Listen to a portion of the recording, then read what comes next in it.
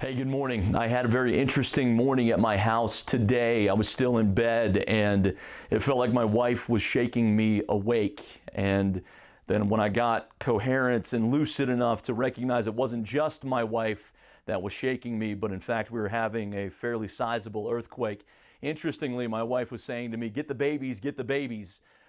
Which last year at this time when we didn't have our babies, it would have been shaken awake to say, baby, are you okay? And now I've gone down in importance on that list, and rightfully so. But the question that we're asking ourselves this morning in the Kruger household and beyond is, what's going on? What's going on? I've been on social media this morning, and clearly so many people in the Salt Lake City area and around here are saying, are you kidding me? On top of everything else going on, an earthquake on top of it all, what is going on? And I'm asking the same question. And I believe there are answers to be had. Came into the office this morning and I feel like I was directed to look into the book of Ecclesiastes. And for those of you who know the book of Ecclesiastes, you would say that's not a book that you read if you're looking for a chipper pick-me-up. It's a book that deals with some really heavy questions. And basically the premise of the book is there's this man, King Solomon, that was the wealthiest man to have ever lived to this day. He had every resource in the world at his fingertips, and he purposed in his heart to find true meaning.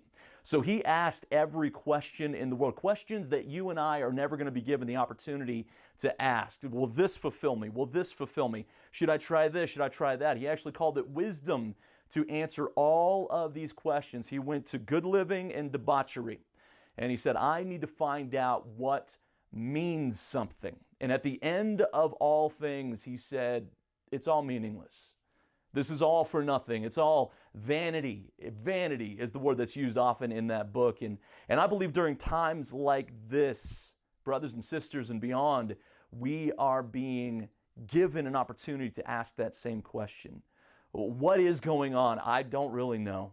I believe that you're safe. I believe that the Lord is in control. But I believe that there are some extenuating circumstances that are causing all of us to be a little bit uneasy and asking important questions. And I want to say, have courage and take the bravery needed to answer those questions. What am I living for? What is important? What matters? Does my bank account matter? Does the way I look matter? Does my social standing on social media matter? What matters in life? Answer the question today. There's many very intelligent and wise men and women that have said something like this. The most important question you're ever gonna answer is, who is this man Jesus Christ?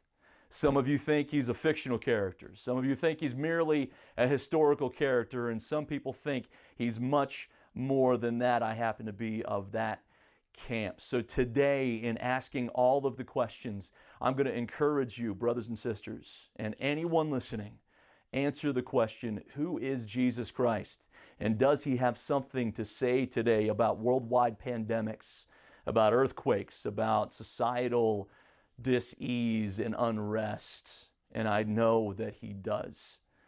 So let me leave you with a word of blessing that God spoke to his people thousands of years ago through his servant Moses, and he's still saying it today, that today there can be rest in him. Today we can lean back against the truth that he holds all things, that nothing takes him by surprise. The Lord bless you and keep you. The Lord make his face to shine upon you and be gracious to you. The Lord lift up his countenance upon you and give you peace. You're going to be okay. God bless you.